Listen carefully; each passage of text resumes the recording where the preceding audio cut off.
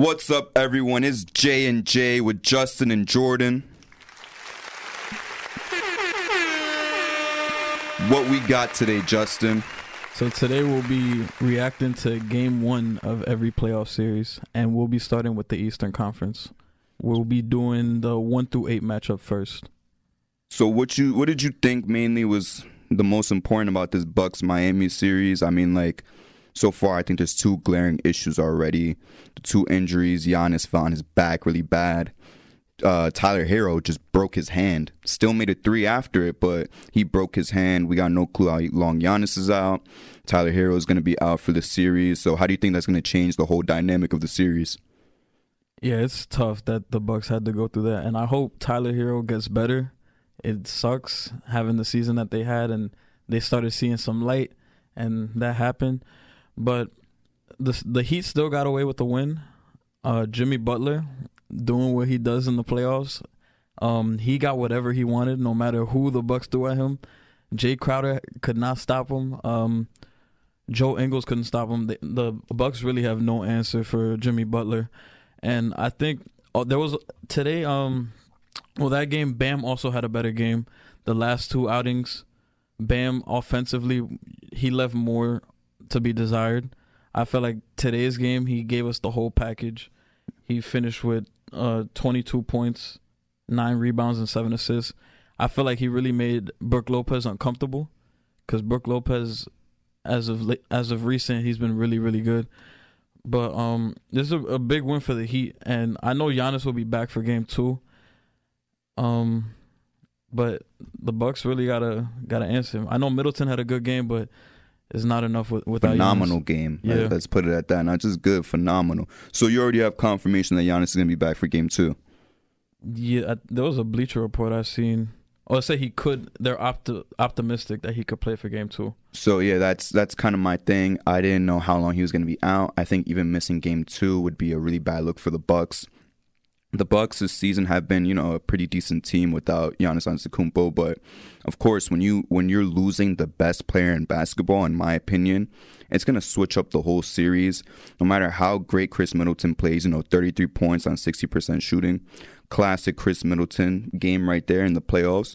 Jrue Holiday had a 16-16 game on some pretty bad shooting. Bobby Portis played really good, but even that, it's not enough when you have the best guy in the league on your roster and he goes down. We don't know how it's going to affect him, with his back. We already see that they're taking advantage of this. Jimmy Butler had over 30, almost had 40 points. We had Bam Adebayo looking like the real Bam Adebayo instead of looking like a Costco Chris Bosh. He had a great performance, but if Giannis could come back and be like himself, I think they could wrap this up still in 5 games, maybe 6 if he looks really bad in game 2. I don't think Kevin Love is going to be able to replicate a 18-8 game off the bench where he was just making all his shots. But I'm not going to say the Heat don't have a chance. I think there's a possible Heat upset. That all depends on what Giannis looks like if he plays game 2, and if he plays game 2, how he looks after that and after the entire series. But so far, I'm definitely going to stick with the Bucks in 5.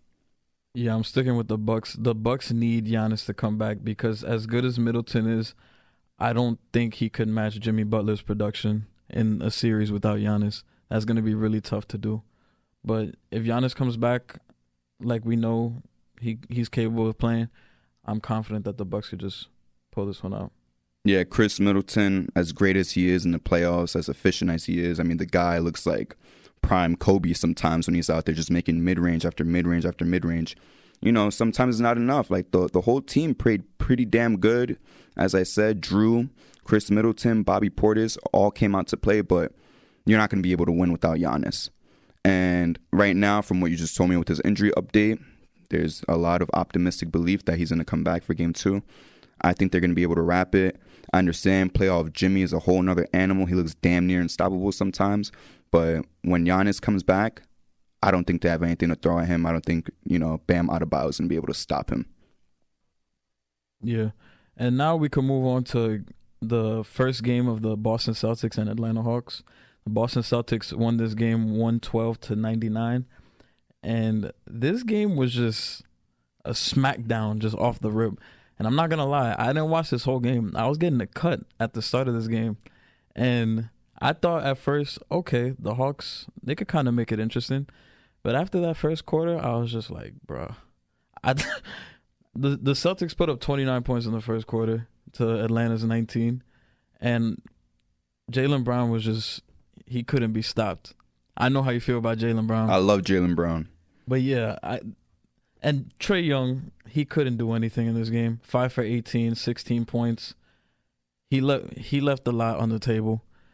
DeJounte Murray could have been better. The stat sheet looks nice with 24 points. He could have been better, but the Hawks just got beat down. Like, it was embarrassing to watch. Like, at halftime, I didn't even want to watch the game anymore. But how do you feel about this game? To be brutally honest, it was a boring-ass game, and I did watch the game. It was boring, you know. Of course, I like seeing JB and JT get in their bag, but, you know, Derek White even had a 20 ball. He had, 24, 25 points Derek as well. White, Colorado. Exactly. I know you spoke about DeJounte Murray, and you made a great point. Looks great on the stat sheet, right? Box score looks phenomenal. Looks like an elite player. When you watch the actual game, it looks like a really ugly 24 points. It was bad. It was a bad showcase for the entire Atlanta Hawks team. I don't know what happened to Clint Capella. You know, you go from a guy who just grabbed like 20 rebounds a couple of days ago to now this type of performance. Bogey didn't play good at all as well. So I'm starting to think that this series is basically going to be a wrap. I have no faith in the Hawks at this point to even pull out one game because you have your backcourt being your two best players, and then you have Derek White and Marcus Smart being thrown at them. Like, how are they going to score? How are they going to be able to take over a game? Because I think both of them need to drop 25 plus. You know, these guys got to combine for 50, 60 points for them to have a chance to win a game. Are they really capable of doing that against these two incredible defenders? You get past Marcus Smart and Derek White, what else you got to face? You got to face JT and JB. Let's say somehow you get past them. Who are you going to see in the paint when you're driving in? Rob Will. I think this Celtics team has no weakness on defense. They have a couple weaknesses on offense, but the Hawks aren't going to be able to take advantage of it. But at this point, I think this series is a wash. I think this is going to be a sweep. What you think, Justin? How far is this going? I could also see it. I could see it being a sweep as well. I think Atlanta could maybe get one game in Atlanta where Trae Young goes off for like 35 and catches the Celtics on a bad day defensively. But, I mean, you can't really overreact this game one. People tend to overreact after one game. But that was just embarrassing. Like, I don't even know.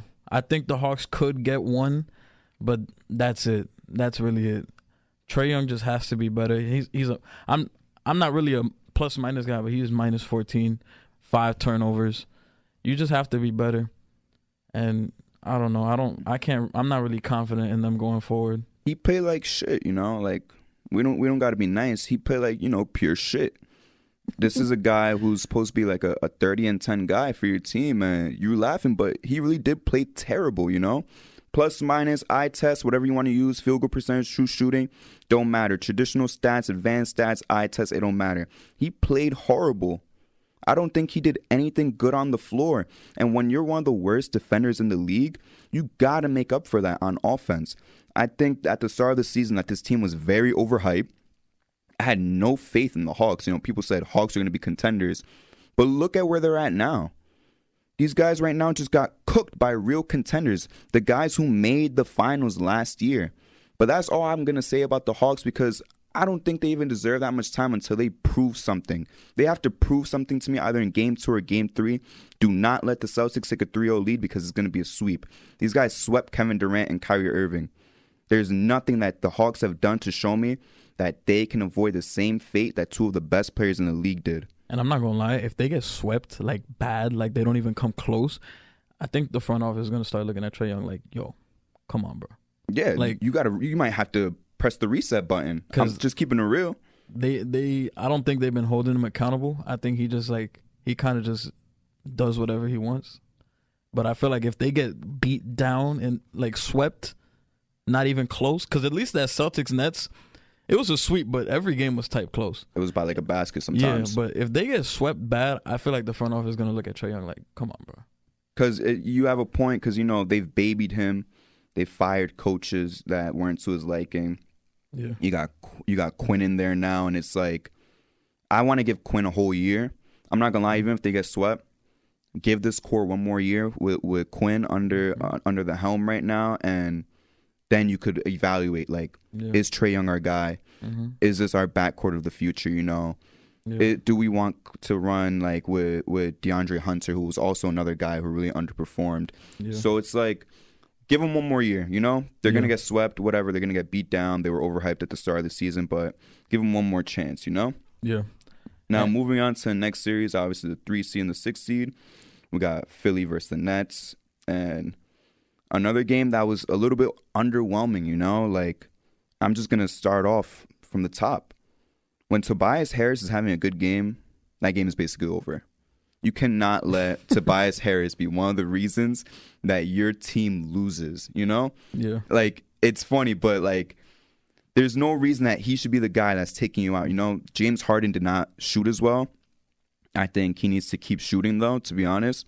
Start getting better, start getting into the rhythm so that they're ready for the next round. Yes, I am already playing for them to go to the next round already. He needs to really get into that shooting rhythm to be ready to take on the Boston Celtics. Embiid didn't need to take over. That's what kind of scares me about this game.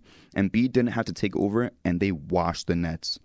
And as we were talking on the way here, we didn't expect Bridges to do this well, because at the start of his Nets like tenure, you know, it was like he was scoring a lot, and in my opinion, you know, I like Bridges, but I saw it kind of as like teams don't know how to game plan against this guy as the main star, you know, so he's gonna be able to take advantage.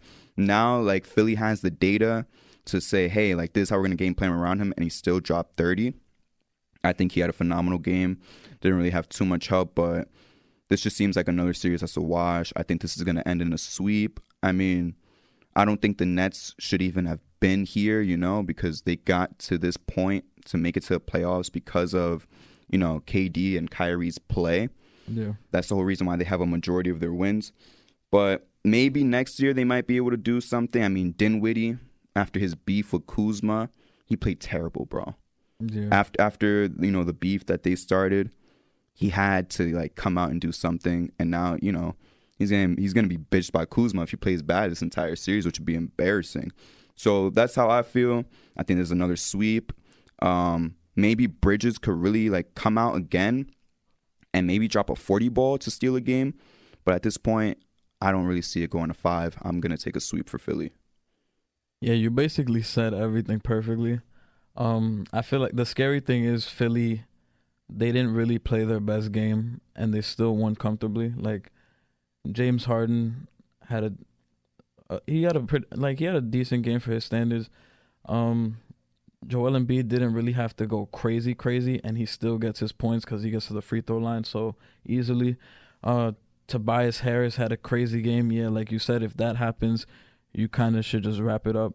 And then Maxey didn't really have a great game, only took 8 shots. But you know he could go off for 30 at any time. And I also had I know it's kind of like towards the end of the game, but I was watching at the end. Paul Reed was going crazy at the end of that game. Basketball Paul. Yeah, 11. I know the box score said he had 11 and 4, but if you was watching, bro, he scored like 6 straight points. Like, I was like, bro, Paul Reed, what the hell is going on? Yeah, he was cooking. Yeah, he was going crazy. Shout out to Paul Reed. But for the Nets, yeah, like you said, a lot of their wins came from KD and Kyrie, because I think after the trade, the Nets went like 11 and 13, something like that. So, yeah, I think the Nets, they're just in this series. I was really surprised with Mikal Bridges, because I did not think he was gonna have 30 like this as the main option in his first playoff game as the main option. I thought Philly was gonna come and key in on him, and he was gonna kind of struggle. But to have 30 as the main option in your first playoff game is kind of crazy. I mean, they'll probably key in on him more to going forward, but I thought that was pretty interesting. But other than that, I don't really have much to say. I think Nick Claxton could play better. Of course, like, yeah. Come on. Like, he had 5 points in 30 minutes. One last thing I want to say about Philly before we move on to the last Eastern Conference series is I want Doc to really like take care of Embiid, you know? Embiid doesn't, as we just saw, Embiid doesn't have to take over the whole game. He doesn't have to score 30 with 15 rebounds to win. I think Philly should really focus on getting Maxey, Tobias Harris, maybe even B-Ball, Paul, get Harden to an extent comfortable, Yeah. Let them take their shots. Let them all consistently try to get like 20, 30-point games so that they're ready for the next round, because I think Embiid has to stay healthy. There's no reason this guy at this point, from what we've seen, has to play 35 minutes. I feel comfortable with Philly's chances of playing Embiid 32 minutes. Take these, it's going to sound disrespectful. It's the playoffs, but as you said, 11-13, that's lottery tier. Yeah. At this point, just view these as practice games, Yeah. It's very disrespectful. I know. I just don't think the Nets should even be in the playoffs at this point with this roster, but these are practice games. Let your guys get their buckets in. Let them get comfortable. Let them get into their rhythm. Let them really set into that playoff mode that we all seen Embiid get into. Let these other guys kind of get into that so that they could be a support system. So the final matchup, of course, I would say, if not the most exciting game one, probably number two and very close number two, the Knicks and the Cavs. We already predicted this last episode that this would be the most exciting series. It surely did not disappoint. Action from the first tip-off to the last possession. So how did you feel about that game? I mean, a lot of storylines going on. Donovan Mitchell played great. People say like the storyline is such like, oh, Donovan Mitchell should have been a Knick. This could have been him on the Knicks, and so on and so forth. There's like revenge, hometown kid. But how did you feel about game one? I was really, really hype about this game. I was watching this game with the boys. And one side note, I don't know why. I don't know if I was the only one, but watching this game, I don't know why it looked so dark on TV. I thought the TV was just messed up, but the lighting was just like mad dark. But this game was super exciting. I had in my notes, Donovan Mitchell, he can't really be stopped. Like I said, he was really the engine for the Cavs. But there was a lot of glaring holes with the Cavs. Like their wing depth is horrible. It's terrible. Karis LeVert was bad. He was really bad. Isaac Okoro was bad. Between LeVert and Okoro, they were 2 for 13 combined. Isaac Okoro was left open a lot of times, and he was bricking like crazy. I laughed because me and Colin was watching the game, and he was 0 for 4 at one point, and he was just wide open every time. Evan Mobley had a solid game. I would have liked to see a little bit more from him offensively. But I feel like defensively he could be there. I notice at times, there's times where he's guarding Randall and he's kind of too high, so he can't really help on the Brunson drives. Because there was a play at the end of the game where Brunson drove, I believe it was on Chetty Osman, and Mobley was playing way too high on Randall. He could have been there to help, and I was pointing that out. But also Darius Garland has to be better. Like, the stats say he has 17 points, but if you watch the game, he was really deferring to Donovan Mitchell a lot. He wasn't really being that aggressive, and he only had 1 assist.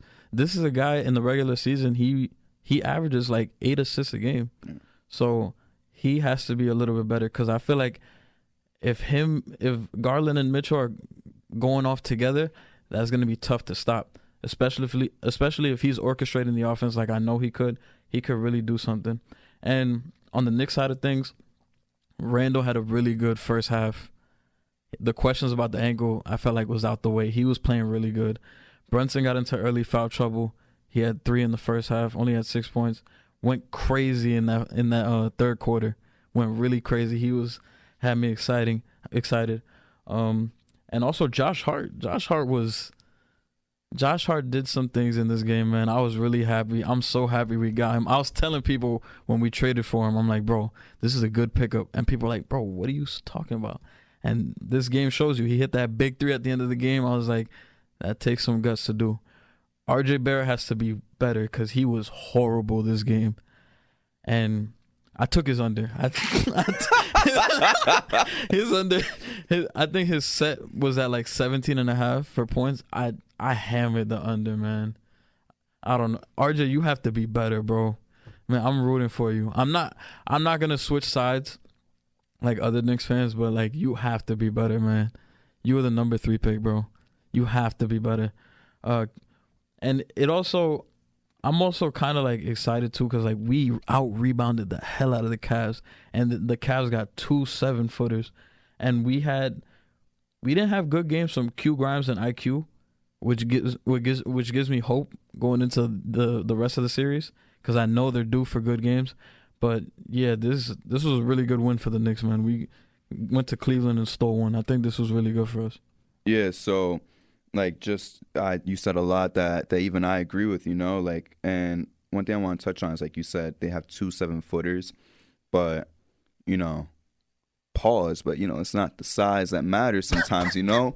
Sometimes, as we see with Randall, you need that girth. You got to be stocky because yeah, I know that's why I said pause first, but we all talk about Mobley, but Mobley, I'm gonna be real. Mobley needs a sandwich in the weight room, because as you saw when we was talking about it earlier, when Randall is boxing him out on that last Q Grimes free throw, it looked like a NFL linebacker versus like a high school like volleyball player. Yeah, it's insane. Mobley looks like he's 210 pounds, and Randall just looks like this bull, you know, just pushing him aside. And this was kind of like the story that we saw throughout the whole game.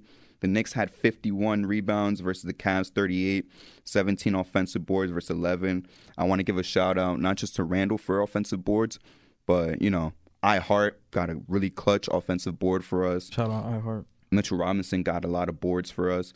And another thing about the 2 7-footers is, you know, we expected great interior defense. You know, they had some good interior defense. Lacking in the rebounding. And when you're lacking in the rebounding, you know, when you have guys like that, you got to overcompensate with rebounding because you're sacrificing spacing, you know?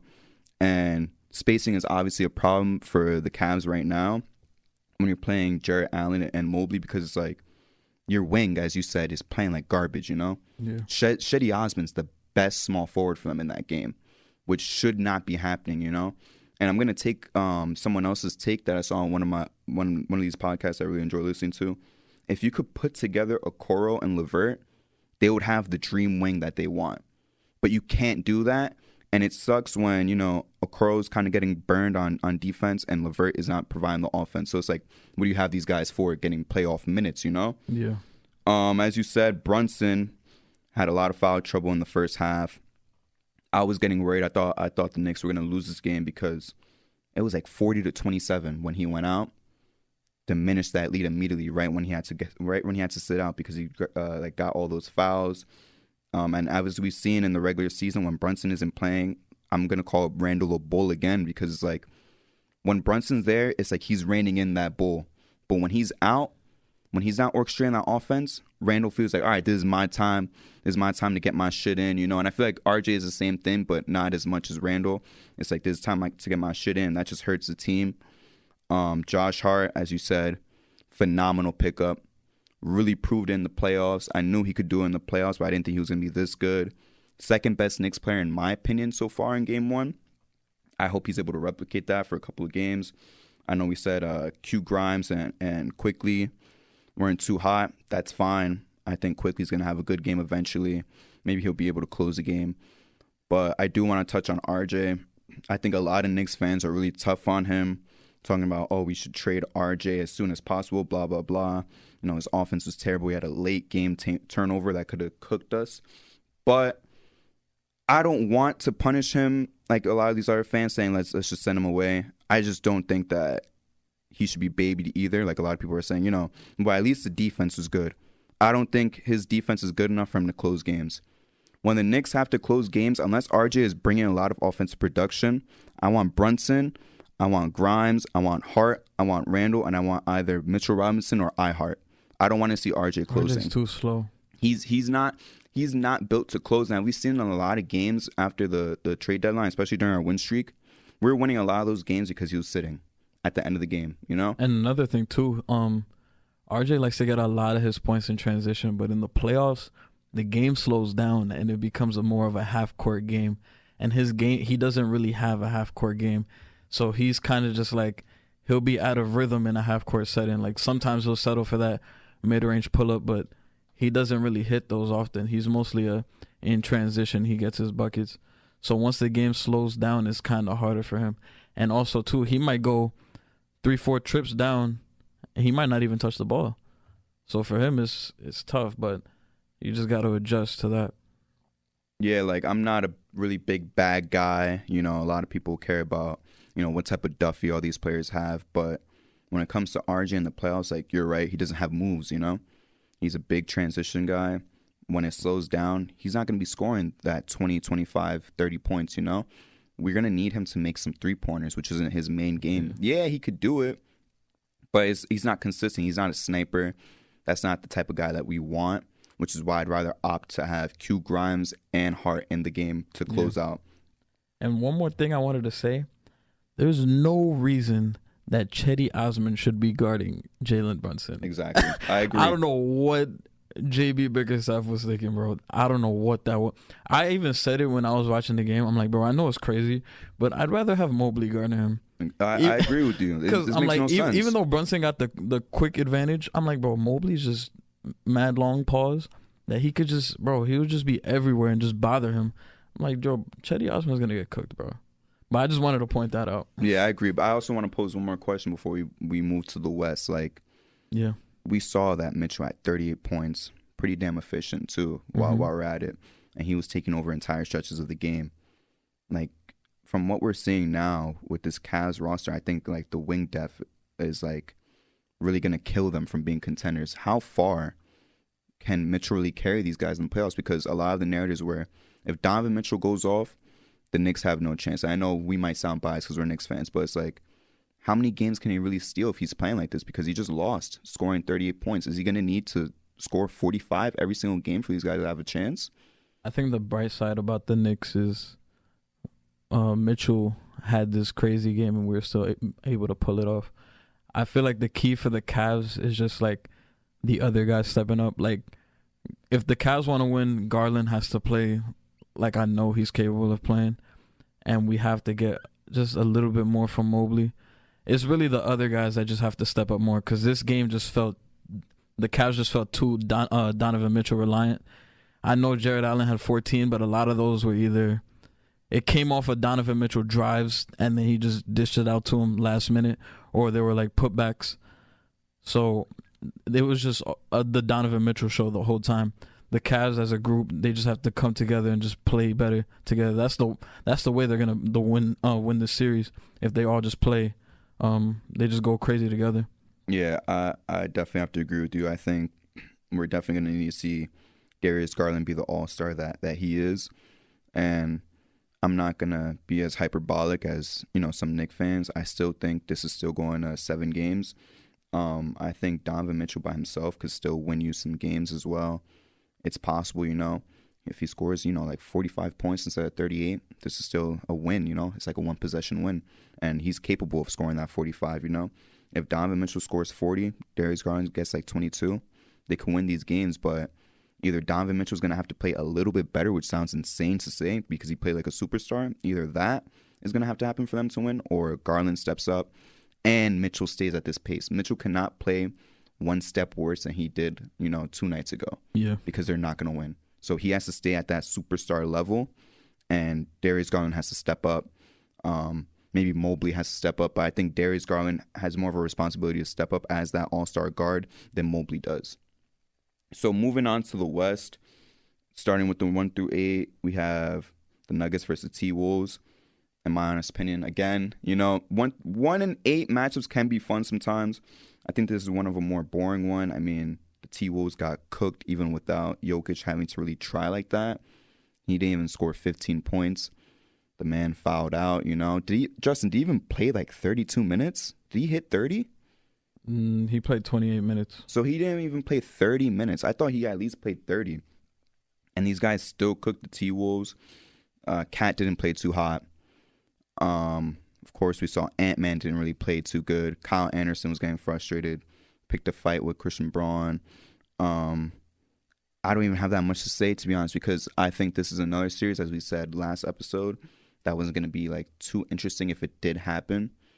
I don't think Gobert could stop Jokic. When Jokic really gets into his bag and starts scoring that 20 points, 14 rebounds, 10 assists, I think this deficit is only going to get worse. A deficit like this without even like MPJ or Jamal Murray going like supernova crazy, I think is embarrassing to say the least. And there's no reason for Cat and Ant-Man to both play bad. I think they can steal one game, but both of those guys have to like combine for like 60, 65 points. Anything less than that, you're not going to win a game if you're the Timberwolves, because you're going against potentially three-time MVP. We still don't know what the ballots are like. He could still win the MVP. You're going against a potential three-time MVP. You have no capabilities of slowing down. Cat, obviously, but we've seen like Gobert can't really handle him either, but Cat is even worse defensively. So Cat's going to have to overcompensate with his offense, and he didn't. The man didn't even score 15 points. Yeah, my takeaways from this game were Jamal Murray just didn't miss a beat. I believe this is his first playoff game since the bubble, and he played like it was nothing. It was just effortless for him. Also, Jokic could really just chill out there and still just cook. Because I feel like just watching the game, he's just chilling out there, and then he'll still cook you.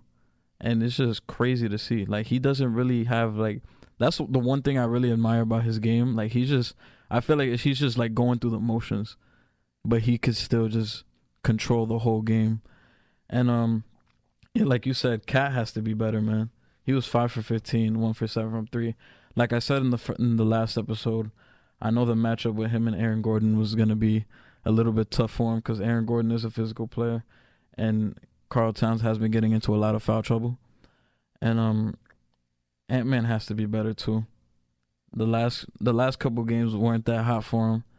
He has to step up. And I feel like overall this wasn't even Denver didn't even play their best game, and they were still able to win this pretty comfortably. I watched this game. The first quarter was pretty close, but what ended up killing it was the third quarter where the Nuggets scored 32 points to the Timberwolves 14. That's really unacceptable. You can't let that happen. But yeah, this was just a wash for the Nuggets, and I feel like they didn't even really break a sweat. So that's kind of embarrassing. But yeah, I don't really have too much to say about this game. It's going to 5. Yeah. That's all I could say. It's going to 5. It's going to be a bit of a boring series. But like I said, man, I feel like we're going to get some games where they lose, but one of Ant or Towns is going to play very good and score a lot, but the other one's not going to, do too much, so they're still going to lose. But I think we're going to get one very good combined game from them, and that's going to be enough to steal one game. But after that, they're just going to get cooked, bro. They're going to get cooked. Mm-hmm. So next, of course, we have the Grizzlies and the Lakers. Very exciting game. LeBron's return to the playoffs. We're used to seeing this guy in the playoffs so much that we kind of took it for granted that he didn't play last year. To some people's joy that he didn't play last year, but I definitely miss playoff LeBron. I think that he just picked up from where he left off 2 years ago. I think he played a pretty good game. We saw Ja, unfortunately, get hurt. He's going to miss game 2. I think he said it himself, like, the pain is really bad. Oh, yeah. I kind of want to get your take, before I even continue talking about the game itself, I want to talk about the potential of the series. Like, we've seen last year that the Grizzlies are so deep that, there's kind of like the joke that the Grizzlies are better without Ja than they are with him, based on, like their record against teams last year when they're playing without Ja.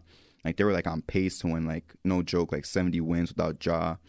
And it wasn't a small sample size either. So do you think the Grizzlies, let's say Ja misses maybe 2 or 3 games, you think they could steal some games? Or do you think, like, this is a completely different litmus test for them? This isn't the regular season of last year. This is the playoffs. This is prime time. You're facing against LeBron and AD. How do you think they're going to handle this without Ja? I know I said last episode that without Ja, the Memphis Grizzlies are still a really good team.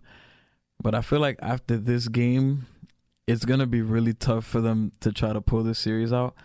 And yeah, Ja's a big loss, but I feel like the absence of Steven Adams was really big in this game because Anthony Davis was just going crazy in this game, and Steven Adams' loss was really bad. And also they're missing Brandon Clark too. That's another big body to have, and they're missing him as well. So I feel like going forward, it's gonna be pretty tough for the Grizzlies to win the series, I believe, if Ja Morant and those 2 other guys are out. I feel like LeBron did have a good game, but I feel like at the end he was just kind of chilling because we got to see the Austin Reeves show. Shout out to Austin Reeves, and Rui Hachimura had the game of his life. Mm-hmm. That was wild. And yeah, in the fourth quarter, LeBron was just kind of deferring to Austin Reeves. Which sounds so insane to say out loud. He was just letting Austin Reeves cook, and LeBron was just watching. Like, we never see that. Usually LeBron's the one going crazy in the fourth quarter, but he was the one just... Shout out to Darvin Ham. He was trusting his guys. He trusted Austin Reeves to do what he does in the fourth quarter of that game. And LeBron was just... He was all in for it. And it was crazy to see. But yeah, I think the absence of Steven Adams is really big. And losing Ja on top of that is going to be a big blow to the Grizzlies. So I think it's going to be hard for them to pull out this series. So again, another series is, to me, that's going to be decided by recovery. Depending on if Ja comes back, when he comes back, how he's going to come back, I think he's going to decide the series. I think I want to reverse my pick from last week. I said Lakers in 7. I think this might have to go to 6 then, because we just saw, Triple J have probably the best game of his life, offensively and defensively. Yeah, shout out Triple J. Big shout out to Triple J. Phenomenal game. Him and Anthony Davis were going at it. Yeah, they're going back and forth, offense and defense, and it's like, I feel bad that he has that incredible game, but they still lose. Like, Brooks did Dylan Brooks things, pretty good defense, shot them out the game still, shot sub 40%. What I can excuse that. I cannot excuse Desmond Bane shooting terribly as well when Brooks is shooting terribly, because you're expecting that from Brooks. You're not expecting that from Bane. And, I do want to kind of agree with what Desmond Bane said post-game. He said, it's a 7-game series to see if Rui Hachimura can replicate that. I don't think Rui Hachimura is going to have a near 30 ball again for the rest of the series, but I think Austin Reeves can, replicate this play. I think he's going to be able to get, in between that 18 to, 23, 24 points every single game, as we've seen since, post-trade deadline or post-All-Star, same type of timelines. But I think without Ja, the Grizzlies are in big trouble. I think, our biggest fears for Grizzlies fans is, when Ja's gone, what happens? Dylan Brooks wants to think that, he's the guy, Maybe he'll have a good shooting game. It's possible he might have 1 or 2 good shooting games, but in all reality, I think he's going to shoot his fucking team out the series. I'm just thinking about the video of him walking out the tunnel. Yeah, he's like, I think he's going to be, like, no pun intended, he's like the bane of the existence of the Grizzlies fandom. And it just... They couldn't stop the Lakers, Almost 5 Lakers had 20 points in that game. D'Angelo Russell missed it by 1 point. So, and it looks like, as you said, LeBron could chill. When LeBron is chilling, didn't even score 25 points. I think he had 21, if I'm not mistaken. When LeBron doesn't even have 25 points, and you see, the Lakers have full control of a game, that's a problem.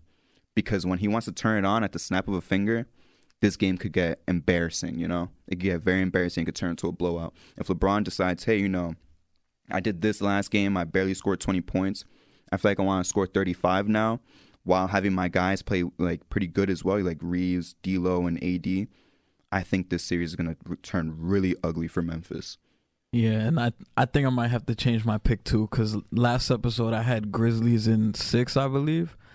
But without Adams, Clark, and Ja, damn, man, I might have to say Lakers. I might go Lakers in 6. I agree, man. And I know we talked a lot about offense, but let's talk about defense real quick before we move on. AD, man. Without Ja, to penetrate the paint, who's going to do it then? Yeah. When he couldn't score on AD. And these guys kept running into him, I don't understand why, It was just repetitive, They kept trying to go at him. And he just kept proving possession after possession, I'm the anchor of this defense. He got hurt. I'm back. He got hurt twice this game. Yeah, he said, I can't feel my arm. And when he said that, I'm like, oh, man, here we go. But, he came back, stayed locked in, and played some good-ass defense. Bro, 7 He looked blocks. elite. He looked elite 7 on both sides. blocks. And imagine if he wanted to try just a little bit more on offense. And 3 steals, too. He played incredible. He played like, Pelicans AD, bubble AD, which is all we've been asking for a couple of years now, Since that bubble ring, we just want him to perform like this. Because we hold him at this big standard. Do you remember, real quick, when people would say that he's better than Giannis? just because of that bubble ring. That's the standards that we set for him because we knew he was capable of doing this. I think the Lakers, if AD stays this keyed in, like for the entire series on defense, if LeBron could turn it up whenever he wants, if Austin Reeves could score that 17 or 20 points a game, if D'Lo could play make and score 17 or 20 points as well, I think it's the Lakers in 6, bro. Yeah. That's just my take. I know I said 7. Things changed. No Ja. We said that AD's trying. AD stay healthy. This is going to be a 6-game series. Yeah. So next we have the North California matchup that we hyped up. Did not disappoint. This was the game that I was talking about that could take away from the Knicks Cavs being the number 1 most entertaining game 1. It was popping in the arena, bro. I tuned in early, saw all the fans getting ready. All the fans are hyped with their little mini beams. The team was just feeding off that energy. I finally got what I wanted to see, in Fox playing in the playoffs. I've been such a fan of Fox for a while. At his lowest lows and now at his highest highs. Almost dropped a 40 ball. Making threes, which isn't really his game. I think he really impressed me. He proved that he's him. He proved that he's still clutch, that this clutch award that he's about to steal easily, he proved that's not a regular season award. That's him in the playoffs as well. We saw, of course, Malik Monk play amazing. He dropped a 30 ball. Trey Lyles played amazing off the bench. Sabonis was great on the boards, but I'm going to give him the same kind of criticism I gave Randall. I need more offensive production because he was getting handled by, Draymond and Looney. I need more offensive production. That's all.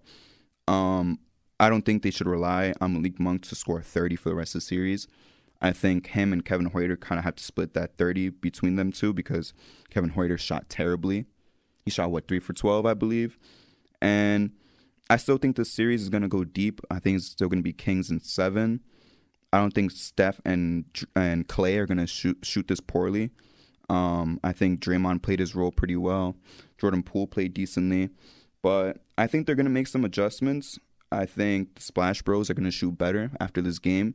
They're going to give them some trouble. But I'm sticking with my pick that every team that's home is going to win their game. Unfortunately, Kings have home court advantage. Game 7 is going to be at home. Still taking the Kings. Still taking Fox to score 30 balls the entire series. Yeah, this game was crazy. And this game lived up to the hype, too. In my notes, I had De'Aaron Fox is him. I was watching this game. I was like, bro, De'Aaron.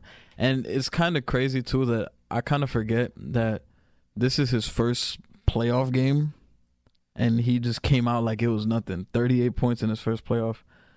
He just came out to play. And also, Malik Monk is not afraid of the moment. He never has been since the Kentucky days. He's always, I know people probably say, oh, he's probably not going to have another game like that. I think he could have like 2 or 3 more games like that, to be honest. Because I think Malik Monk is really like that. He's not afraid of the moment. Sabonis on paper, he had a solid to decent game, but I think Draymond and Looney's presence really bothered him offensively. And I saw on FanDuel that his set prop for points, rebound, and assists was at like 41.5, and I knew that was going to be under. That was way too high. Way too high. Way too high. So I knew Draymond was going to give him some problems. Sabonis just going forward offensively, he has to be a little bit better. And he only had, we all know Sabonis could be a triple-double threat. He likes to get, they kind of run the offense through him a little bit. He only had 2 assists today. I feel like he could be a little bit better. He also had 4 turnovers. So he got to play better. And damn, he was 5 for 17. Yeah. he shot like shit. Yeah, he got to be better going forward. And Steph Curry, there's really no answer for that, man.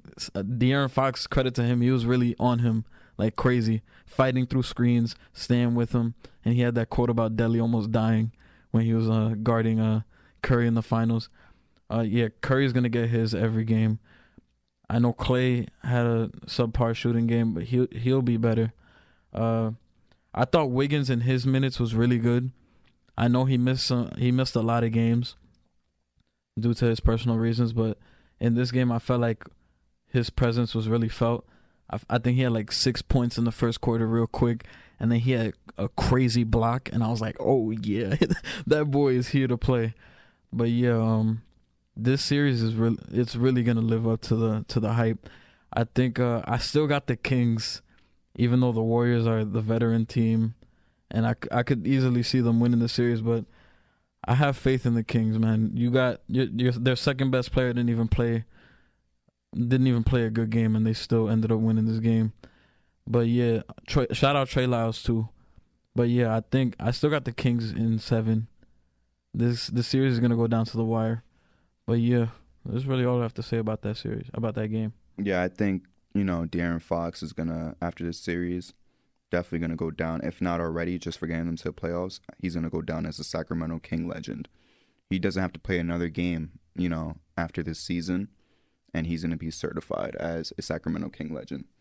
So the last series we got that went on is the Suns versus the Clippers. One that I thought wouldn't be as exciting without Paul George.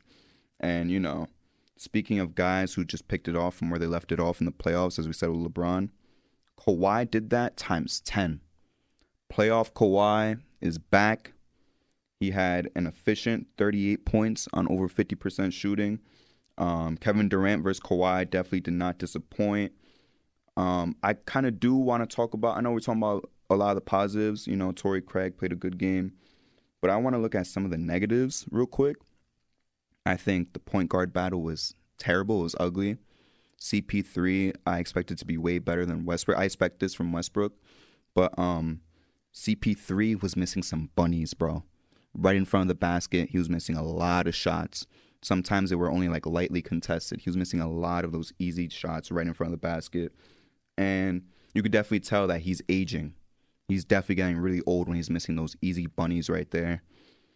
Westbrook was Westbrook, 3 for 19. That's good for just under 16% field goal percentage. Very embarrassing. We're laughing in the car on the way here that at the end of the game in those late game possessions, you would have Plum Dog, Millionaire, bringing up the ball, ignoring Russ right in front of him. You had Powell bringing up the ball in transition, Russ begging for the ball. It happened like 3 times, I think, that they just ignored him, whoever it was bringing up the ball for the Clippers, go straight to Kawhi, and it would lead to a basket. So I think Russ needs to stop getting in his team's way. There's no reason he should take more than, even if he's having a good game, he should not take more than 14 shots. There's no reason that he should be taking close to 20 shots in a playoff game right now. In a game where there's this two-headed monster, I would say 3, but CP's underperforming. This two-headed monster of Book and Kevin Durant. Mind you, Kevin Durant started off slow, and look how he ended, He ended pretty damn good. Westbrook started slow, stayed slow. I understand he had that clutch-ass block on Devin Booker. Had me getting out of my seat like, damn, nigga. Like, real shit. That's what I said. I said, damn, nigga. That's how I got up. He got that block. I did not expect that from Westbrook. So I think Westbrook needs to stop getting in his own way, because that in turn means that he's getting in his own team's way. Although the Clippers won this game, I don't think they're winning the series. I'm going to take the Suns. I don't know if I want to take it at 6 or 7. I understand Kawhi is phenomenal, but there's no reason that the Suns should keep losing when Eric Gordon's the second top scorer on the Clippers. Like, seriously. This isn't, this isn't Rockets Eric Gordon. This isn't Pelicans Eric Gordon. This isn't even first stint the Clippers Eric Gordon. Why is he scoring close to 20 points? When he's not even taking as many shots as Westbrook. Yeah, I thought this game was really good as well. This one lived up to the hype too. Playoff Kawhi is no joke. He came in this game, did not miss a beat. I always love watching Kawhi Leonard, man. He has a textbook game. He isn't too flashy, but he gets to his spots and he gets the job done. He does what he has to do. But I thought Westbrook, other than obviously he was 3 for 19, wasn't the prettiest game offensively, but I thought down the stretch his defense was really pivotal for them. I think that was really, he was looking like his old days at UCLA when he was locking up, and he became a number 4 pick because of that. Mm-hmm. I thought that was really big for Phoenix, and also he was clutch at the end. He got 2 big offensive rebounds in the fourth quarter, and he hit 2 clutch free throws, and I believe he's like a 66% free throw shooter. So he hit 2 clutch free throws at the end. And for Phoenix, there's just a lot of questions, man. There's a lot of holes. Like there's glaring holes in their scheme and in their system. I just wrote down that third quarter they were up 77-68, and Monty takes out everybody except Booker. So Booker's in the game with Josh Okogie, Jacques Landale, Ish Wainwright, and like Bismack Biyombo, and it's just Booker by himself. So then the Clippers start going on a run, and it's just Booker in that lineup, the only one that could really create. And how do you expect them to pull that win out with that lineup? So I thought that was kind of like Monty, what are you doing? I thought Ayton was fine. I felt like like a quiet 18. He's always gonna be that guy where like you kind of just forget about while you're watching the game. He scores 20 points, you don't even realize it. But another glaring hole for Phoenix too is they have no backup point guard, none. So Chris Paul is really your only option. And is Cam Payne on the team? Is he hurt? Because he didn't even play. Like he's not even listed on the bench. I'm not gonna lie, I'm laughing because I wouldn't even want him to play at a game like this. Yeah. I wouldn't even want him to play. I'd rather, trot out this 50-year-old old-ass CP3 and sit him down and have Book run point with, like, the second guys than, throw out a campaign, I wouldn't want campaign either, but, like, the Phoenix Suns literally have no backup PG, and it's a concern. Because usually Chris Paul will have these decent games, and he'll have a stinker here and there, but to have a stinker in game one is kind of concerning. I feel like that's really, really concerning. I know KD in his first, I know he started the game off like 0 for 5, but he really came through later on. Devin Booker got it going. But yeah, I don't know. I think I had originally Phoenix in 6. Yeah. But I don't know. I don't know. I feel like the Clippers were in control for a lot of this game.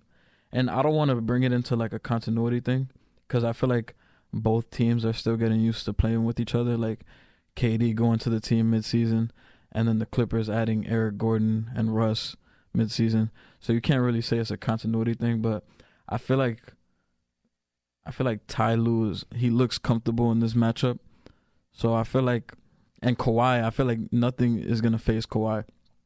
So I don't know. I don't really want to like change my pick yet, but the Clippers looked really good in that game, and Phoenix still got some stuff to figure out going forward. I agree with you. So just real quick, I know I'm springing this on you. Yeah. Something I want to do at the end of each episode, weekly MVP. I believe all three of these guys, scored 38 points perfectly. Who do you think was the weekly MVP in these Game 1 games? Donovan Mitchell, Kawhi Leonard, or De'Aaron Fox? I think I would have to go with De'Aaron Fox. Look, I can't fight you on that because I agree with you. I think they all had great games, but just the story around it, Sacramento, riding with you this whole time. First playoff game in years and over a decade, nearly 2 decades. Showing out, making threes when that's not your game, playing great defense. I got to give it to him as well. It's close, though, because I was leaning. It's close between him and Kawhi, because for Kawhi to go in to Phoenix, no PG, first playoff game since terrible Westbrook, first playoff game since 2021, bro. He was in that like nothing, and he almost had a 40 ball.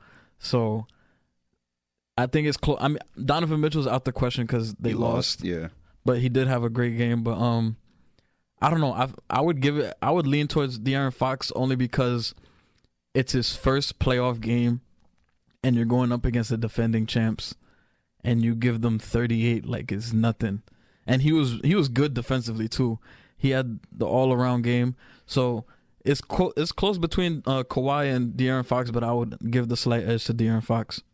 I want to give it to De'Aaron, especially because this is the playoff debut. Yeah, I'm also biased because I love De'Aaron Fox, but when you go head to head against Stephen Curry, and not only do you beat him out individually, but you beat him in the game, I got to give you the weekly MVP.